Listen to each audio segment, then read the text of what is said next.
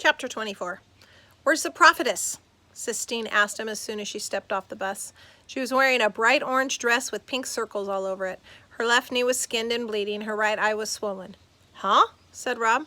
He stood and stared at her and wondered how she could get in so many fights in only half a day of school. Willie Mae, said Sistine. Where is she? She's vacuuming, said Rob. Sistine started walking purposefully toward the Kentucky Star. She talked to Rob without looking back. My mother found out that I was wearing your clothes to school, she said. She took them away from me. I'm in trouble. I'm not supposed to come out here anymore. You know, said Rob, you don't always got to get into fights. Sometimes if you don't hit them back, they leave you alone. She whirled around and faced him. I want to get in fights, she said fiercely. I want to hit them back. Sometimes I hit them first. Oh, said Rob. Sistine turned back around. I'm going to find the prophetess, she said loudly. I'm going to ask her what we should do about the tiger. You can't ask her about the tiger, said Rob. Beauchamp said I ain't supposed to tell nobody, especially not Willie Mae. Sistine didn't answer him. She started to run, and Rob, to keep up with her, ran too. They found Willie Mae vacuuming the shag carpet in room 203. Sistine went up behind her and tapped her on the back. Willie Mae whirled around with her fist clenched, like a boxer. We need some answers, Sistine shouted over the roar of the vacuum cleaner. Willie Mae bent down and turned the vacuum cleaner off. Well, she said,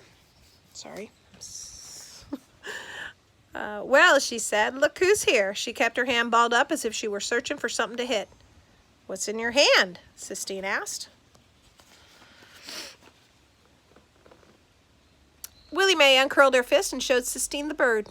Oh, said Sistine, and Rob realized then why he liked Sistine so much. He liked her because when she saw something beautiful, the sound of her voice changed. All the words she uttered had an oof sound to them, as if she was getting punched in the stomach.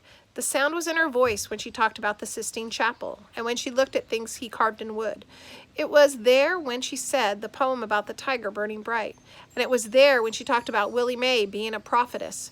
Her words sounded the way all those things made him feel, as if the world, the real world, had been punched through so that he could see something wonderful and dazzling on the other side of it. Did Rob make it? Sistine asked Willie Mae. He did, said Willie Mae. It looks alive. Is it like your bird you let go? Just about exactly, said Willie Mae.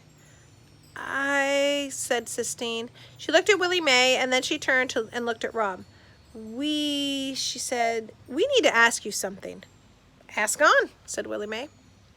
If you knew about something that was locked up in a cage, something big and beautiful that was locked away unfairly for no good reason, and you had the keys to the cage, would you let it go? Willie Mae sat down on the bed. A cloud of dust rose up around her. That's disgusting. Lord God, she said, what you two children got in a cage? It's a tiger, Rob said. He felt like he had to be the one who said it. He was the one who found the tiger. He was the one who had the keys to the cage. What? Said Willie Mae. A tiger, said Sistine. Do Jesus, exclaimed Willie Mae. It's true, said Sistine. Willie Mae shook her head. She looked up at the ceiling. She let out her breath in a loud, slow hiss of disapproval. All right, she said. Why don't y'all show me where you got this tiger locked up in a cage? Chapter 25. The three of them walked through the woods in silence. Sistine and Rob chewed 8-ball gum, and Willie Mae smoked a cigarette, and nobody said a word. Lord God, said Willie Mae when they came up to the cage. She stared at the pacing animal. Ain't no reason to doubt the fierceness of God when he made something like that. She said, who was the fool that caged this tiger up? He belongs to Beauchamp, Rob told her. Beauchamp, said Willie Mae with disgust. She shook her head. One person in the world that don't need to be owning no tiger, and that's Beauchamp. See, said Sistine, it's not right, is it? Just like you told Rob about your bird and how you had to let it go. A bird, said Willie Mae. That's one thing. Tiger belonging to Beauchamp is another. Tell Rob that he should unlock the cage and let him go, Sistine demanded. I ain't, said Willie Mae. You got to ask yourself what's going to happen to this tiger after you let him go. How's he going to live? Rob was flooded with sad relief. Willie Mae wasn't going to make him do it. He wasn't going to lose the tiger. Panthers live in these woods, argued Sistine. They survive. Used to, said Willie Mae. Don't no more. Sistine put her hands on her hips. You're not saying what you believe, she accused. You're not talking like the prophetess. That's 'cause I ain't no prophetess, said Willie Mae.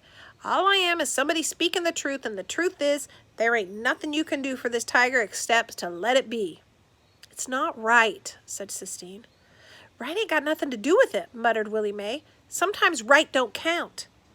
I can't wait until my father comes to get me, said Sistine. He knows what's right. He'll set this tiger free.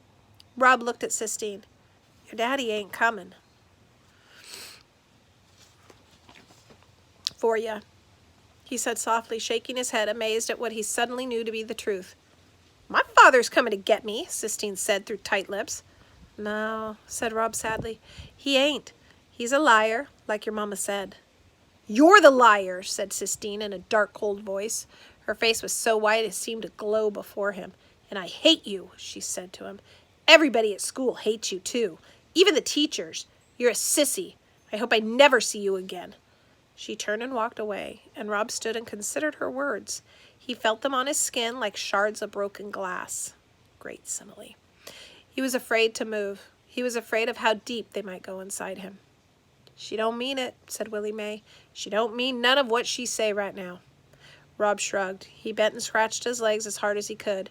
He scratched and scratched, digging his nails deep, trying to get to the bottom of that itch that was always there. Stop it, Willie Mae told him. Rob looked up at her. Let me tell you something, she said. I would love to see this tiger rise up out of this cage. Yes, I would like to see him rise up, attack Bo Camp, serve him right for keeping a wild animal locked up, putting you in the middle of his, giving you the keys to the cage. Come on. She grabbed hold of Rob's hand. Let's get on out of here. As they walked back to the Kentucky Star, Rob thought about what Willie Mae had said about the tiger rising on up. It reminded him of what she had said about the sadness needing to rise up. And when he thought about the two things together, the tiger and his sadness, the truth circled over and above him, and then came and landed lightly on his shoulder. He knew what he had to do. Great time for a prediction. What does he have to do? The other thing I was going to encourage you guys to do was to look up the Sistine Chapel. I'm sure there's some kind of like museum tour, not museum, I guess it's a church, where you can just do some kind of like exploring and seeing. It is quite amazing. All right. Happy day.